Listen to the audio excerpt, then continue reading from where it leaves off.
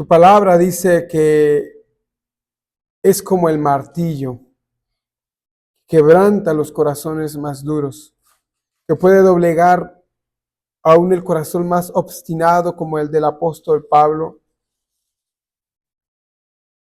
Y aquí estamos, Señor, delante de ti, reconociendo, Señor, que si no es por tu Espíritu, Señor, las palabras caen al piso, Señor. Pero si tu Espíritu, Señor, si tu Espíritu lleva tu palabra a nuestros corazones, ciertamente dice Isaías que tu palabra será prosperada. Ayúdanos en este tiempo, Señor. Ayúdanos a través de esta predicación y que tu nombre, Señor, sea exaltado, Señor, y tu iglesia sea edificada. En Cristo Jesús. Amén. Hermanos, vayamos al Evangelio de Marcos. Como fueron amenazados, anunciados, el día de hoy vamos a comenzar una serie de predicaciones expositivas en el Evangelio de Marcos.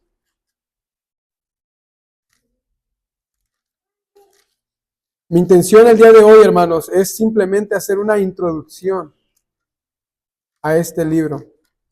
Y miraremos de una forma muy breve, tan solo, hermanos, el versículo 1. Tan solo el versículo 1. Dice la palabra del Señor, principio del Evangelio de Jesucristo, Hijo de Dios. Pueden sentarse, hermanos. Hermanos, el Evangelio de Marcos es uno de los evangelios, de los 4 evangelios más pequeños. Tan solo 16 capítulos. Pero no nos debemos de dejar llevar por el contenido.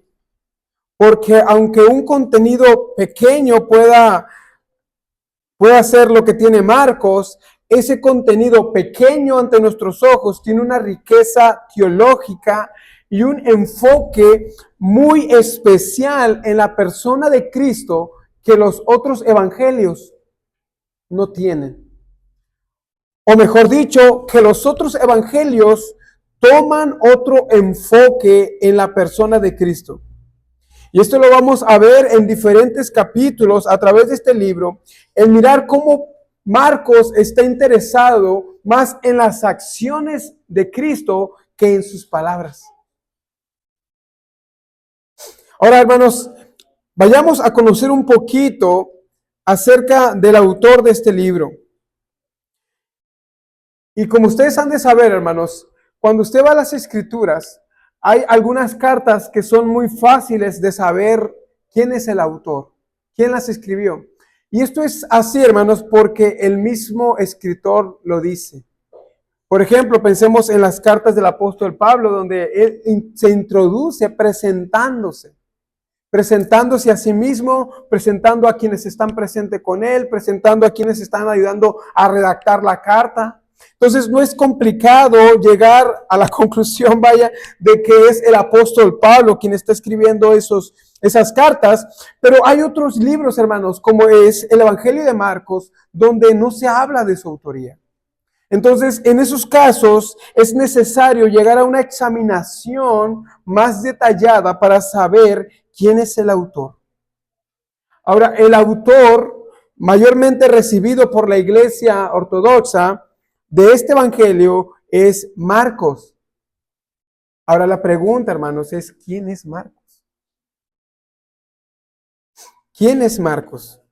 Ahora, hermanos, vamos a ver algunos pasajes. Marcos, hermanos, es mencionado varias veces en el libro de los Hechos y se menciona de dos maneras. Algunas veces se menciona como Juan y otras veces se menciona como Marcos.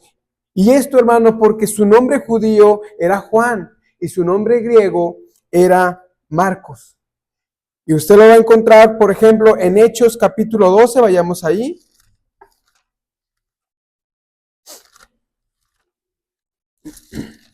Hechos capítulo 12, el versículo 12.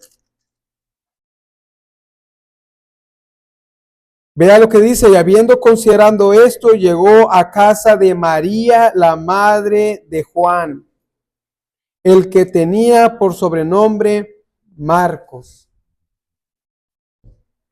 La madre de Marcos era una mujer que se llamaba María.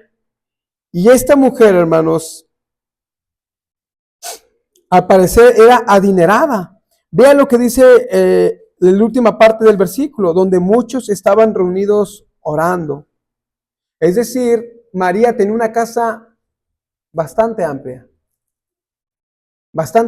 de tal manera que era capaz de recibir a muchos de los discípulos para hacer esas oraciones. Ahora, es muy posible, hermanos, que Marcos estuviera presente en muchas de las reuniones que se hacían en su casa. Y se cree, hermanos, que en algún punto de algunas predicaciones que él habría de escuchar, algunos tiempos de oración, él vino a la fe. Y también creemos esto, hermanos, porque más adelante en el capítulo 13, en el versículo 13, se vuelve a mencionar Juan Marcos, pero ahora se menciona, hermanos, como acompañante de Pablo y de Bernabé. Hechos capítulo 13, versículo 5, hermanos. Dice, y llegados a Salamina, anunciaban la palabra de Dios en las sinagogas de los judíos. Tenían también a Juan de ayudante. Este Juan, hermanos, es Marcos. Pero más adelante, hermanos, en el mismo capítulo 13, en el versículo 13 surge un problema. Y dice la palabra que habiendo zarpado de Pafos, Pablo y sus compañeros arribaron a Pergi de Panfilia, pero Juan, Marcos, apartándose de ellos, volvió a Jerusalén. Es decir, en un inicio, hermanos, Marcos vino a la fe y Pablo y Bernabé vieron en algo en él que lo llamaron a su primer viaje misionero. Y sin embargo, cuando éste llega a Pergi, Juan decide regresar a Jerusalén. En otras palabras, desertó. ¿Desertó? Ahora, vea que esta desertada que hizo Marcos no fue un simplemente decisión pequeña que no ocurrió nada, sino que llegó, hermanos, a crear un conflicto. Hablando de la mañana de conflictos. Bueno, aquí vemos un conflicto. Y vea lo que dice Hechos capítulo 15, del versículo 36 al 41. Dice la palabra del Señor, Hechos capítulo 15, del 36 al 41. Después de algunos días, Pablo dijo a Bernabé, volvamos a visitar a los hermanos en todas las ciudades que hemos anunciado la palabra del Señor para ver cómo están. Y Bernabé quería que llevase contigo a Juan, el que tenía por sobrenombre Marcos. Pero a Pablo no le parecía bien llevar consigo al que se había apartado de ellos desde Panfilia y no había ido con ellos a la obra. Y hubo, escuche, tal desacuerdo entre ellos que se separaron el uno del otro. Bernabé, tomando a Marcos, navegó a Chipre, y Pablo, escogiendo a Silas, salió encomendado por los hermanos a la gracia del Señor y pasó por Siria y Cilicia, confirmando a los hermanos. Una pequeña decisión de Marcos de desertar del primer viaje de misionero creó un conflicto entre Pablo y Bernabé. Bernabé quería llevar a Marcos y Pablo dijo no estoy de acuerdo. Ya nos abandonó una vez. ¿Qué impedirá que nos vuelva a abandonar? De manera que Pablo veía una inmadurez en Marcos. De tal manera que lo llevó, hermanos, a separarse de Bernabé.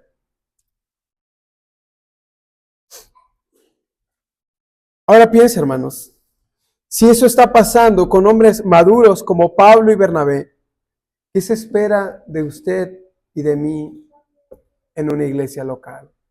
¿Qué se espera de nosotros, hermanos? Si vemos que hermanos maduros tienen pleito, tienen divisiones, no debemos sorprendernos si entre nosotros hay esos pleitos, hay esas divisiones. Ahora, Pablo, más adelante, en Colosenses capítulo 4, en el versículo 10, vayamos hermanos, Colosenses capítulo 4, versículo 10, nos dice, hermanos, el porqué de la lealtad o el deseo de Bernabé porque fuera Marcos con ellos. Y aquí nos dice en el versículo 10 que Aristarco dice, mi compañero de prisiones os saluda. Y escuche, y Marcos, el sobrino de Bernabé. Eran familia. Bernabé y Marcos eran familia. Ahora, algo bien curioso, hermanos, es que nuestras versiones dicen que eran sobrinos. ¿Verdad? Dice que eran sobrinos.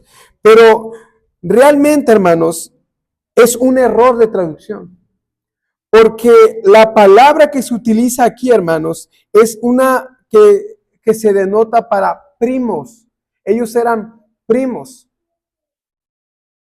La Biblia, Reina Valera 1960, la 1909, la contemporánea, todos ellos dicen que eran sobrinos, que era su sobrino. Sin embargo, en la Reina Valera 1977 hicieron esa corrección y ya dice que eran primos. Los comentaristas todos están de acuerdo que eran primos, tanto John Hill, John MacArthur, Matthew Henry, William Hendrickson, todos ellos concuerdan en que la palabra correcta o ese vínculo familiar que tenían aquí ellos eran primos. De manera que muy probablemente fue un error de traducción. Ahora también, hermanos, en la Septuaginta, que es la versión griega de toda la Biblia del Antiguo Testamento, en Números capítulo 36, 11, usa la misma palabra que se utiliza aquí para denotar a los hijos de unos tíos, es decir, sus primos. En Números 36, 11. Entonces, nosotros podemos llegar entonces a la conclusión de que ellos eran primos. Quizás ese vínculo familiar es lo que estaba impulsando a Bernabé a quererlo traer con él. Ahora, algo más hermoso, hermanos, podemos ver en Colosenses capítulo 4, versículo 10, y es que Marcos en este momento está con Pablo.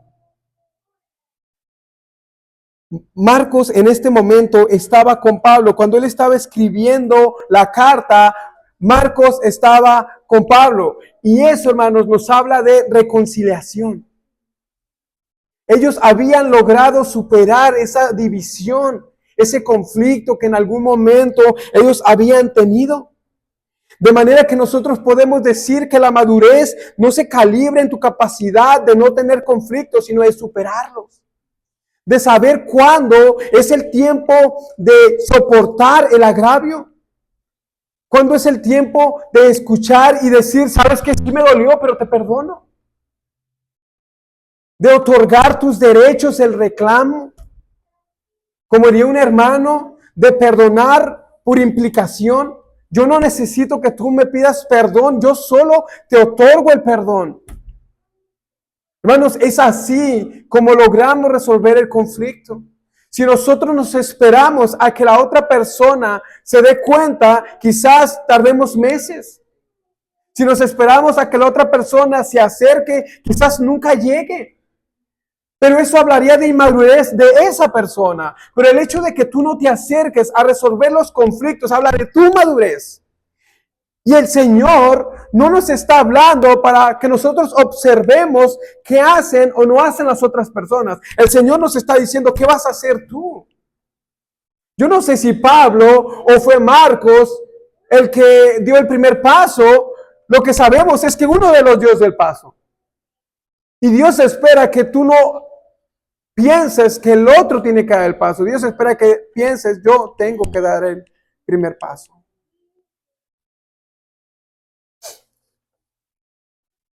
Hermanos, qué duro es ver que dos creyentes que sirven juntos, que sirvieron juntos, se separan por desacuerdos, se dividen, se fragmentan sus corazones. Pero también, hermanos, en este pasaje podemos ver la belleza de la reconciliación, restauradas por el poder del Evangelio, en pos del Evangelio. Si el estar bien con mi hermano va a ayudar al avance del reino, entonces yo debería estar buscando la reconciliación con mi hermano, sabiendo que juntos podemos servir para el avance del reino. El problema, mis hermanos, es que muchas veces en el conflicto, sin darnos cuenta, estamos sirviendo a nuestro propio reino. Queremos que mi visión de cómo se sucedieron las cosas sea tomada como veraz. Y que el otro sea descubierto como el que falló, como el que pecó, como el que hizo las cosas mal. Pero aunque eso sucediera,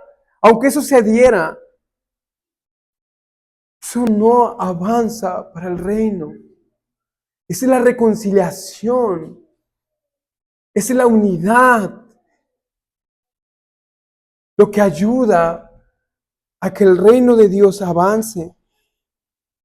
Y si el tragarme mi orgullo y el agravio va a hacer que avancemos y haya más unidad, hermanos, seamos capaces de una forma gráfica de pasar saliva. De pasar saliva. De pasar el agravio, hermanos. Aquí están estos dos hombres, hermanos, que en algún momento tuvieron esa división, colaborando juntos para el reino de Dios. No solo eso, hermanos. Vean lo que dice 2 de Timoteo, capítulo 4, versículo 11. 2 de Timoteo, capítulo 4, versículo 11. Le dice Pablo a Timoteo. Solo Lucas está conmigo. Toma a Marcos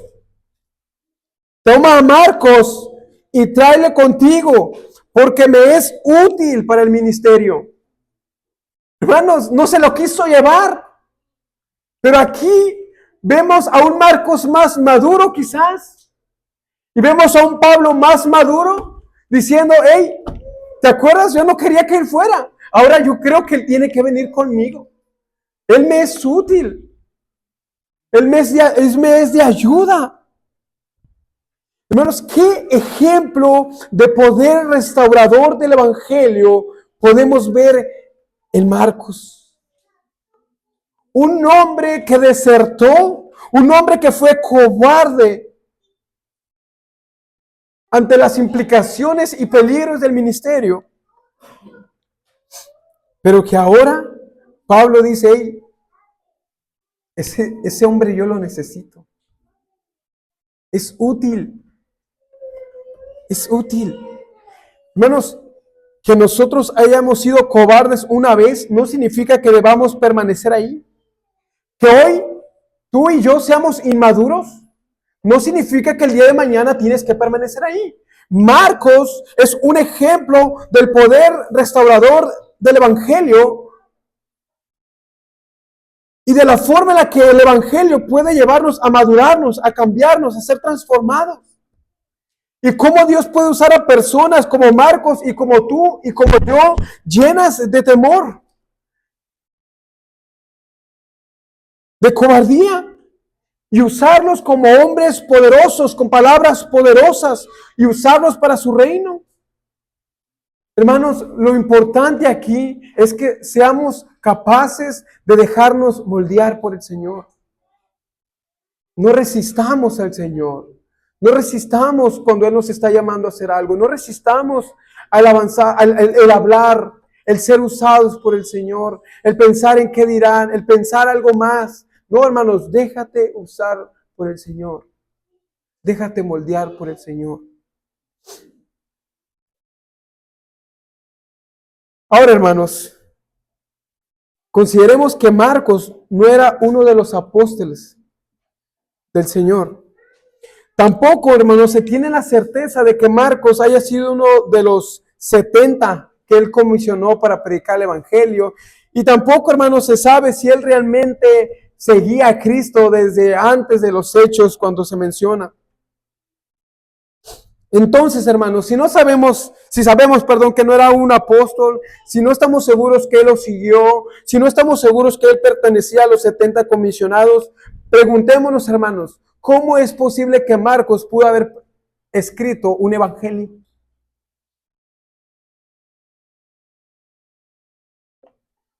¿Cómo pudo haber sido eso si él no estaba con el Cristo?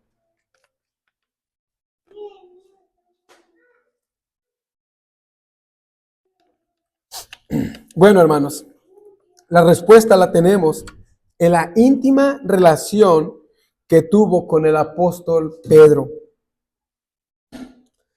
Vayamos, hermanos, a la primera carta del apóstol Pedro, en el capítulo 1, versículo 5.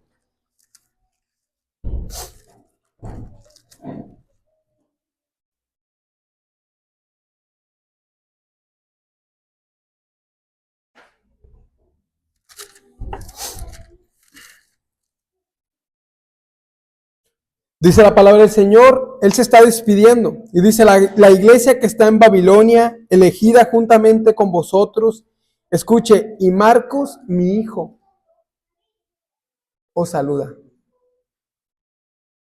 Y Marcos, mi hijo, os saluda. Hermanos, ¿qué se le viene a la mente? ¿Qué relación se le viene a la mente, hermanos? Pablo y Timoteo. Pablo una y otra vez llama a Timoteo mi hijo en la fe. Pero ahora Pedro está llamando a Marcos mi hijo en la fe.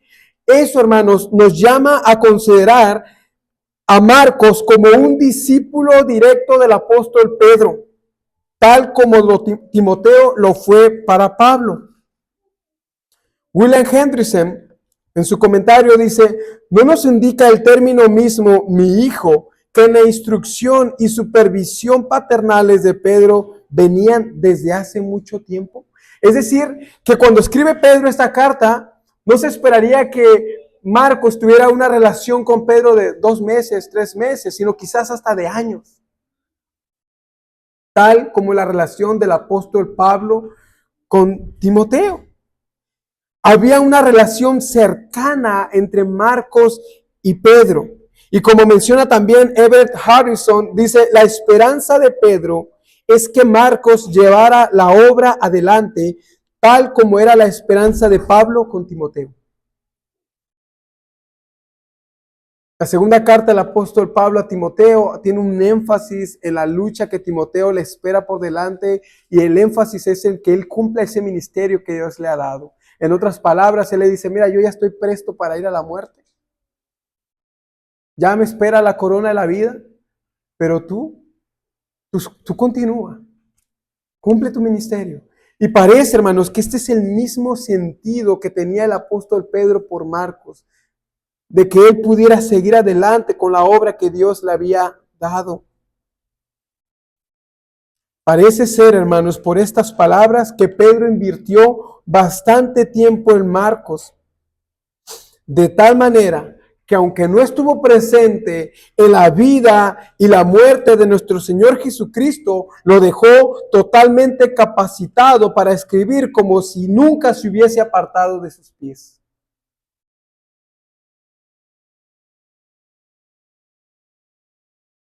Ahora, no solo eso, hermanos, sino que se cree que después de la muerte de Pedro, Marcos continuó su ministerio como compañero de ministerio del apóstol Pablo.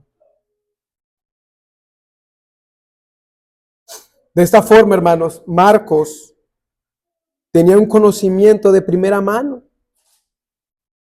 que lo capacitó para escribir acerca de Cristo. Ahora, algunos dicen, hermanos, que la influencia de Pedro fue tanto en Marcos que algunos han llamado el Evangelio de Marcos, hermano, lo han llamado el Evangelio de Pedro. Y veamos algunos capítulos, algunas citas de algunos padres de la iglesia sobre este tema, sobre la autoría de Marcos. Eusebio, hermanos, citando la obra de Clemente de Alejandría, nos dice que el Evangelio de Marcos tuvo el siguiente origen. Hallándose Pedro en Roma, predicando públicamente la doctrina y explicando el Evangelio por el Espíritu, los que estaban presentes, y eran muchos, exhortaron a Marcos, ya que le seguía desde largo tiempo y se acordaba de todo lo que había dicho, a que lo pusiera por escrito. Después que lo hizo, lo distribuyó el Evangelio a cuantos se lo pedían, y al enterarse Pedro, ni lo impidió ni lo estimuló. Es decir, para la cita de Clemente de Alejandría, Marcos comenzó a escribir ellos a petición de personas que le decían, bueno, si tanto te acuerdas, escribe. También tenemos, hermanos, a Tertuliano en un tratado contra Marción diciendo, puede decirse que el Evangelio de Marcos público pertenece a Pedro, cuyo intérprete fue Marcos. Es decir, para ellos Marcos simplemente escribió aquellas cosas que le decía Pedro. Ireneo, contemporáneo de Clemente de Alejandría, citando la obra de Contra las herejías, la que mencionaba nuestro hermano Carlos en la semana pasada, cita diciendo: Pedro y Pablo estaban en Roma evangelizando y poniendo los cimientos de la iglesia. Después de la muerte de estos, Marcos, el discípulo e intérprete de Pedro, nos transmitió por escrito él también lo que Pedro había predicado.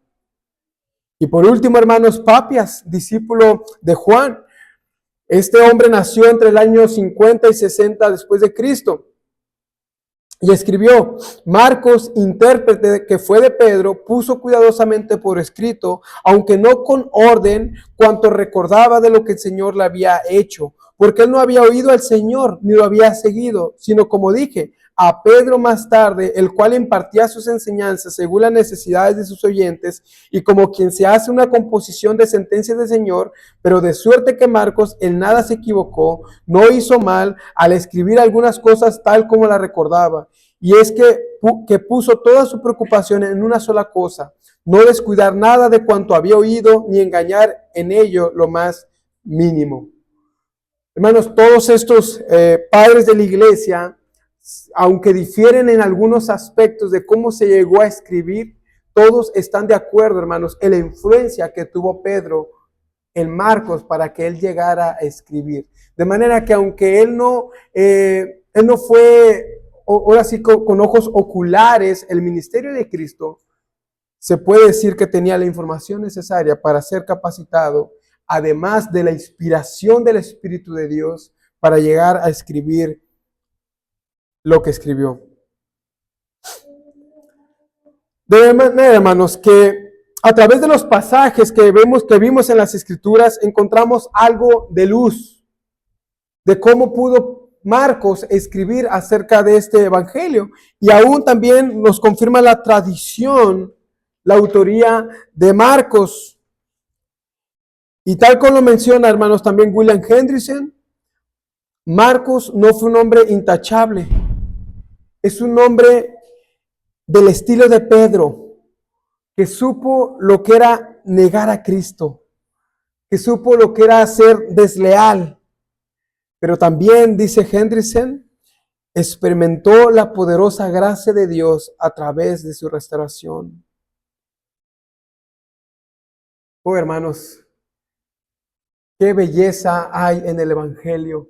Y cómo se puede llegar a apreciar el Evangelio cuando uno se ve necesitado de él. Cuando ve sus pecados y cómo se está hundiendo. Y mira en el Evangelio, hermanos, un salvavidas donde él puede mantenerse a flote, vivir y descansar en Dios. Ya sea, hermanos, que se lo hayan pedido o ya sea que Marcos haya tenido la iniciativa propia, hermanos, Dios usó a Marcos para escribir este evangelio que tanto ha bendecido nuestras vidas. Ahora se cree, hermanos, que este libro fue escrito para una audiencia romana. Y esto se cree, hermanos, por las explicaciones constantes que se están dando a través del libro de lo que eran las fiestas judías. Si usted lo nota, en Mateo no da una explicación porque se entendía que los judíos iban a entenderlo. Pero cuando se habla para los romanos, se explica un poco más acerca de esas fiestas, el por qué lo hacían, el por qué llevaban a cabo ciertos rituales como el lavamiento de manos, y todos este tipo de celebraciones o tradiciones. Se cree que fue escrito entre el año 63 y 64, un poco antes de la muerte del apóstol Pedro. Y hermanos, este fue el primero de los evangelios. Este fue el primer evangelio escrito. Y se ha aceptado, hermanos, como un libro lleno de gracia, inspirado y guardado para la edificación de la iglesia. Ahora, Marcos, como se los dije, hermanos, es un libro pequeño. Y si usted lo compara con Mateo, mirará mucha diferencia. Si usted lo compara con Juan, va a haber mucha más diferencia. Pero Marcos, hermanos, tiene algo de especial que los otros evangelios no lo tienen tan marcado. Y vamos a ver algunos ejemplos. Por ejemplo, hermanos, Marcos hace un énfasis en el silencio requerido acerca de quién es Jesús. Cuando viene un endemoniado y dice, yo sé que eres Jesús, el Hijo de Dios, le dice, hey, enmudece. Hace una sanidad y les dice, hey, está bien, pero no le digas a nadie. Usted lo va a ver seguido, un patrón a través de Marcos. Y dice Everett acerca de esto, dice, Jesús quería guardarse de falsas expectativas revolucionarias. Él quería evitar que los judíos tuvieran expectativas de una revolución. Y eso, hermanos, no lo pudo evitar. ¿Se acuerdan cuando hace el milagro de la multiplicación? Dice que enseguida fueron por él para hacerlo rey. No lo pudo evitar. Pero estas prohibiciones, de alguna forma, hermanos, si usted lo nota, solo se dieron dentro del pueblo judeo. Porque cuando él sale, él dice, ve y cuenta cuántas maravillas ha hecho Dios contigo. Pero cuando está dentro le dice, hey, no lo digan, no lo cuentes, solo preséntate al sacerdote, presenta tu ofrenda. También, hermanos, Marcos da un énfasis en las multitudes que le seguían. Esto, hermanos, quizás para notar, hacernos ver a nosotros el por qué la reacción de los fariseos, el por qué la reacción de los escribas de decir, hey, este hombre va a provocar una revolución. Por ejemplo, hermanos, vea Marcos capítulo 1, versículo 33. Vamos a ver algunos pasajes, hermanos. Marcos capítulo 1, versículo 33. Dice, y toda la ciudad se agolpó a la puerta. Versículo 45.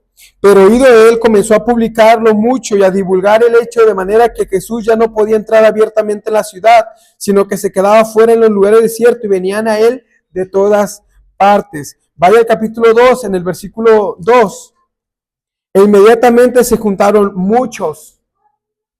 El versículo 13. Después volvió a salir al mar y toda la gente venía a él. Versículo 15. Aconteció que estando Jesús a la mesa en casa de él, muchos publicanos y pecadores también a la mesa juntamente con Jesús y sus discípulos, porque había muchos que le habían seguido. Si usted se va también al capítulo 3, versículo 7. Mas Jesús se retiró al mar con sus discípulos y le siguió gran multitud. Versículo 9. Y le dijo a sus discípulos que tuviese siempre la lista la barca a causa del gentío. Versículo 20. Y se agolpeó de nuevo la gente. Y así vamos a continuar. Marcos hace un énfasis en la multitud.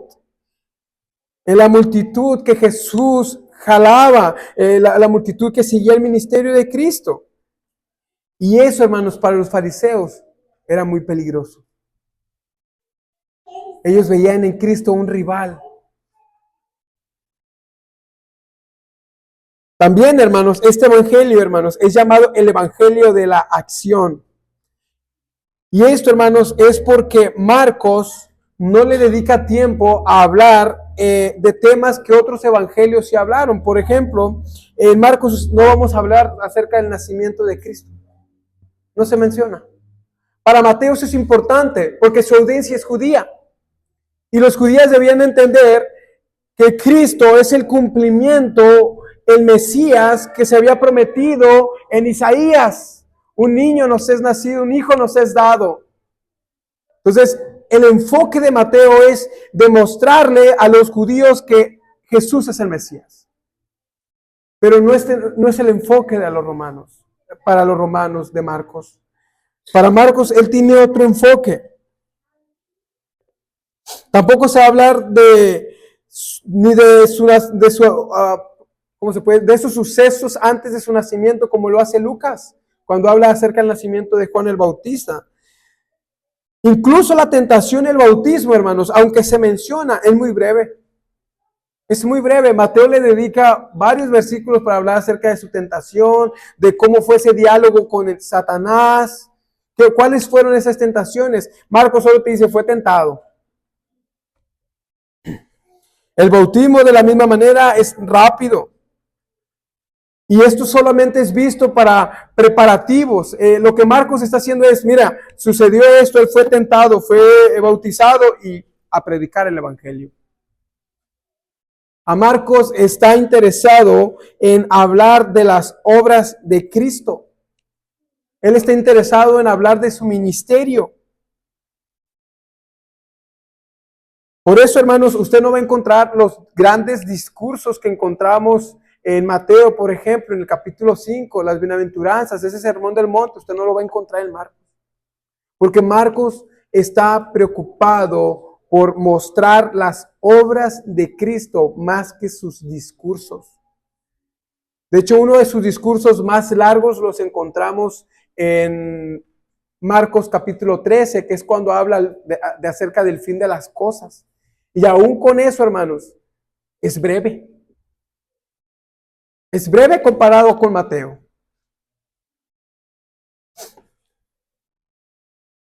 Por tanto, también, hermanos, verá que debido a esto, en muchos pasajes se dirá que él enseñaba, pero no se describirá su enseñanza. Y la palabra inmediatamente se repetirá 40 veces. E inmediatamente hizo esto, inmediatamente hizo el otro. 40 veces. Marcos está interesado en los movimientos que Cristo está haciendo, hacia dónde se está dirigiendo, más que en sus palabras. También, hermanos, miraremos las emociones de Cristo muy marcadas. Su compasión, su indignación, su angustia, su dolor, su sed. Él nos va a hacer notar a Cristo como un semejante a nosotros, como el siervo sufriente del Señor. Pero también, hermanos, nos mostrará Marcos una cristología hermosa, que por un lado nos remarcará su humanidad sufriendo, experimentando emociones, pero por otro lado nos dejará ver su deidad, presentándolo en su primer versículo como el Hijo de Dios. Como el Hijo de Dios. Hermanos, Marcos tiene la intención de presentarnos a Cristo con todas sus debilidades humanas. Que nos comparemos con Él. Que veamos su dolor como nuestro dolor. Su sufrimiento y nuestro sufrimiento. Y que al mismo tiempo nos embellezcamos al saber que siendo hombre, Él era Dios. Él era Dios. Ahora, hermanos, vayamos de una forma breve al primer versículo. Principio del Evangelio de Jesucristo, Hijo de Dios.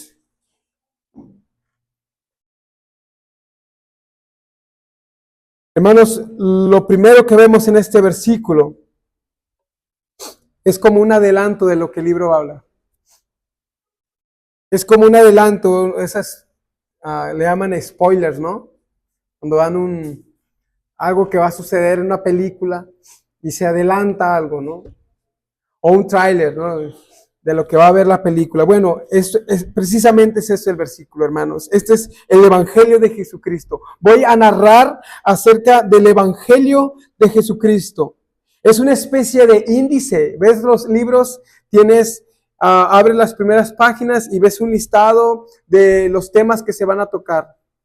De esto se va a tratar el tema, de esto se va a hablar el tema. Bueno, hermanos, este primer versículo nos dice qué será el contenido de este libro, y el contenido es el Evangelio de Jesucristo.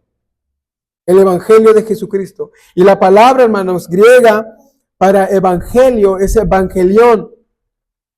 Y simplemente, hermanos, significa buenas noticias. Es el significado más común. Sin embargo, hermanos, en la antigüedad su significado era más profundo. Y no simplemente eran buenas noticias, Eran buenas noticias que merecían una recompensa. Eran buenas noticias que merecían una recompensa. ¿Se acuerdan, hermanos, cuando en la muerte de Saúl, en 1 Samuel, capítulo, creo que es el 32, si no mal recuerdo, en el último capítulo, se ve que ven a Saúl con la espada y lo ve uno de los hombres de David y dice, voy a ir y le voy a decir, hey, tengo buenas noticias, tu enemigo ha sido vengado por el Señor. Y él piensa que va a ser recompensado, porque para él es un evangelio, buenas noticias. Y él decía, me van a recompensar cuando lleve esta noticia. Oh, sorpresa para él, que termina muerto. Sin embargo, hermano, ahí está el principio. Eso era lo que es un evangelio. Es buenas noticias que merecen una recompensa. Esta palabra, hermanos, era utilizada especialmente en tiempos de guerra. Con esta noticia se anunciaba la victoria para el rey en el campo de batalla. Y cuando hablamos de buenas noticias, hermanos, bíblicamente, precisamente estamos hablando de buenas noticias que traen recompensa. Son buenas noticias que traen recompensa. Hablamos de la victoria de Cristo, que Cristo ha ganado a nuestro favor.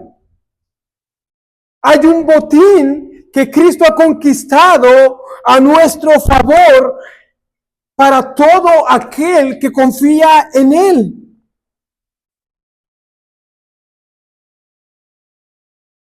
Y ciertamente, hermanos, que las buenas noticias carecen de sentido si primero no se entiende el estado de nuestras almas. El saber o el entender que Cristo ha muerto por nuestros pecados puede parecer a alguien algo familiar quizás porque lo ha escuchado muchas veces, a otros cierta indiferencia. Pero esa indiferencia, hermanos, que podemos sentir al escuchar el Evangelio, se debe a que es muy probable que no estamos entendiendo el estado de nuestras almas. El Evangelio es dulce para aquellos que entienden que el pecado es amargo.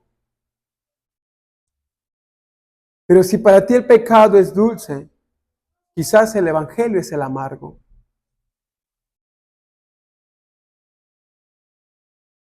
Ahora, hermanos, el Evangelio no comienza con el hombre. Yo sé que muchas veces nos han dicho eso, que el Evangelio comienza porque el hombre había pecado. No, hermanos, el Evangelio no comienza ni con el pecado y no comienza con el hombre. Comienza con la gloria de Dios y su deseo de revelarse a nosotros. Comienza con el carácter de un Dios puro, santo y justo. Hermanos, la esencia del Evangelio tiene que ver más con la gloria de Dios y su deseo de venir a nosotros y revelarse a nosotros que con nuestro pecado.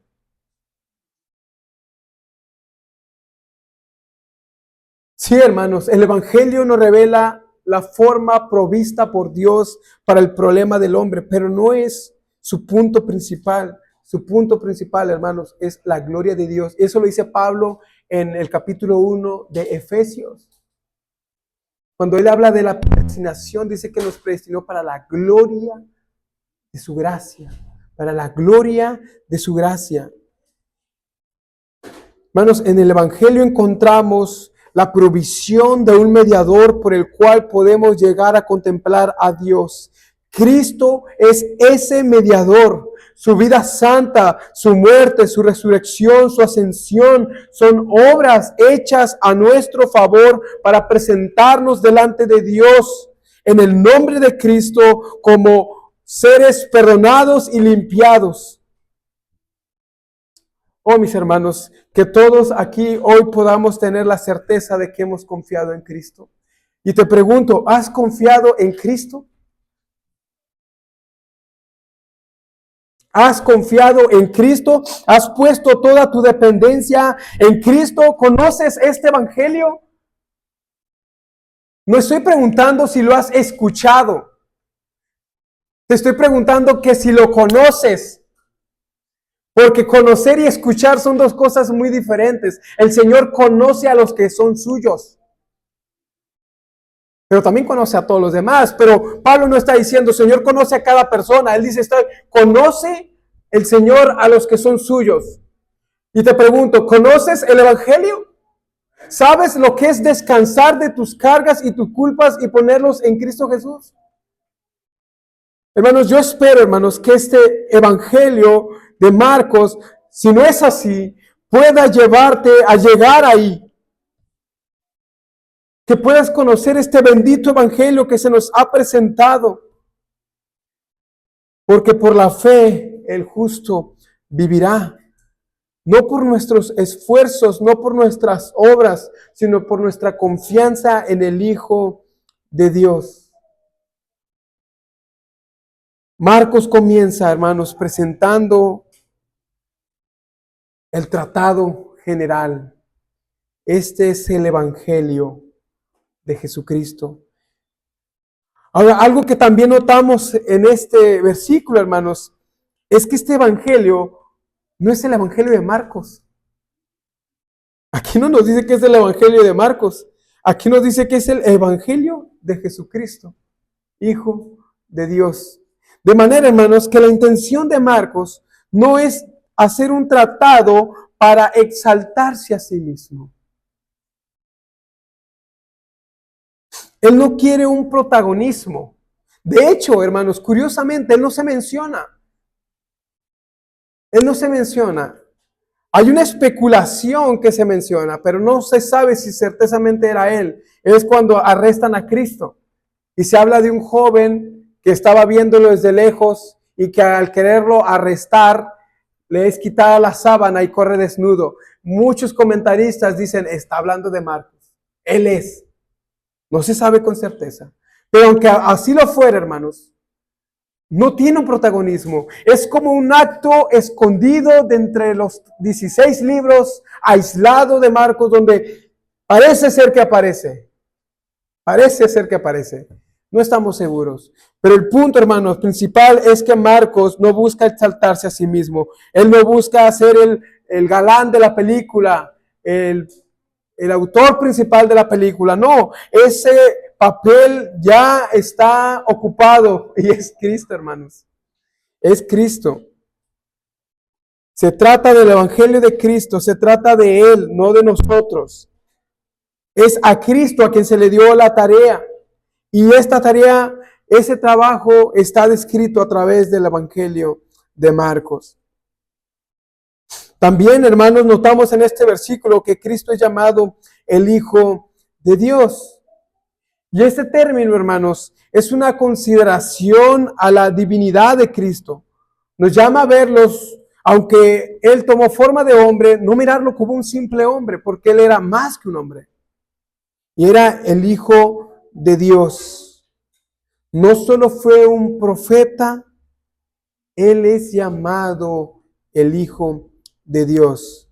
Ahora, escuchar la voz del Hijo de Dios debe de traer un efecto en ti. Debe traer un afecto en ti, para bien o para mal. Lo aborreces o lo amas. Lo escuchas o lo ignoras. Cristo a lo largo de su ministerio no habló de un punto neutral a la gente. Él habló de semillas que crecen y que dan fruto, o aquellas que no crecen y no dan fruto. No habló de una semilla que medio crece. No. ¿Permanece o no permanece? ¿Van por el camino angosto o van por el camino ancho? Pero no hay más caminos. O estás en Él o no lo estás. De manera que escuchar la voz del Hijo de Dios debería de prestar una atención en tu mente y en tu corazón, de saber cómo vas a reaccionar a su palabra. ¿Qué vas a hacer con el mensaje que Cristo ha expuesto para ti? ¿Lo vas a ignorar o lo vas a rechazar?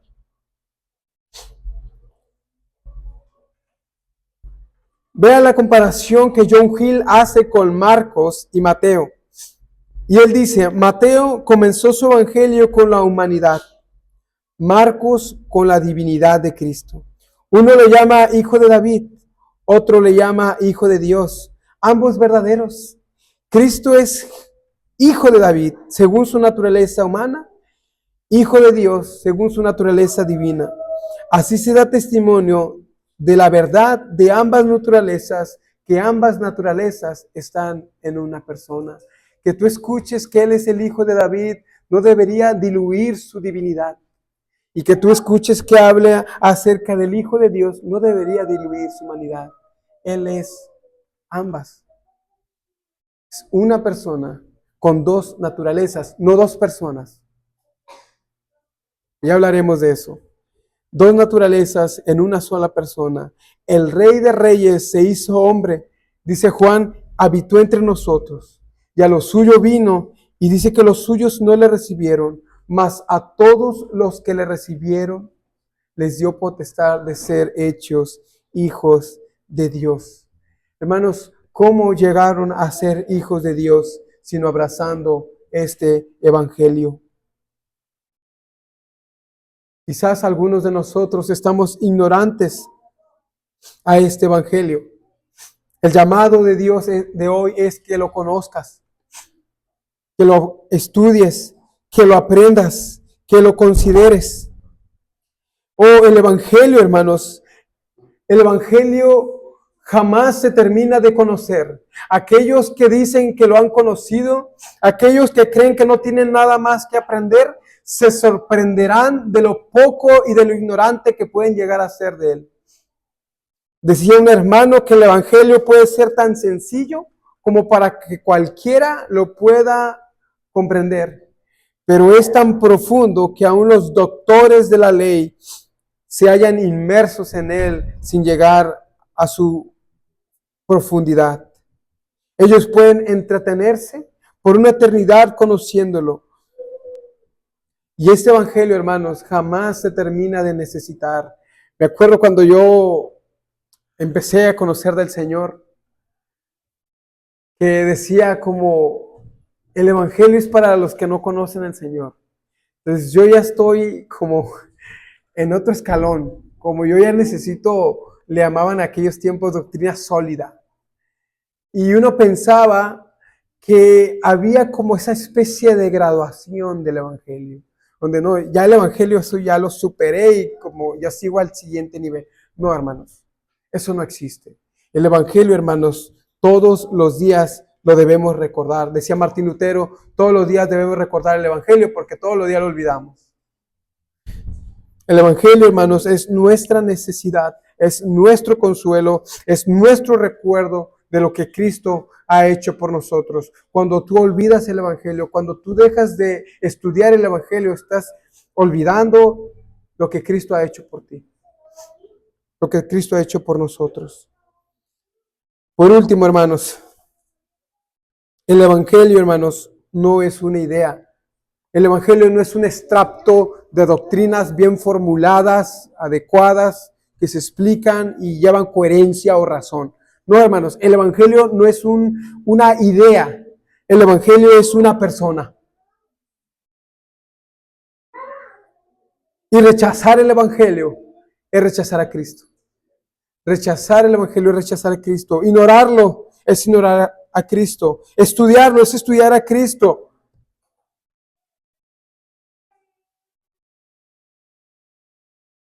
Hermanos, la historia tiene un antes y después de Cristo. Tu vida también la puede tener. Si tú no conoces al Señor, si no lo has tomado en serio, si no has escuchado, si no has estudiado realmente el Evangelio de una forma detallada, te invito a que lo hagas. A que vengas a Él, a sus pies.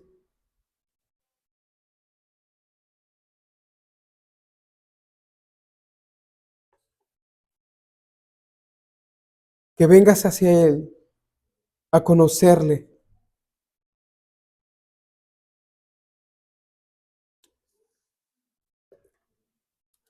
Marcos capítulo 4, en el versículo 41, cuando los discípulos ven la gran tormenta y cómo Cristo tuvo el poder para callarla, ellos hacen una pregunta. Y la pregunta es, ¿quién es este que aún el viento y el mar le obedecen? ¿Quién es? ¿Quién es ese? Bueno, hermanos, todo el libro de Marcos responde esta pregunta. Todo el libro de Marcos responde esta pregunta. Es Cristo, el Hijo de Dios. El Hijo de Dios. Oremos, hermanos. Padre, te damos gracias, Señor, por este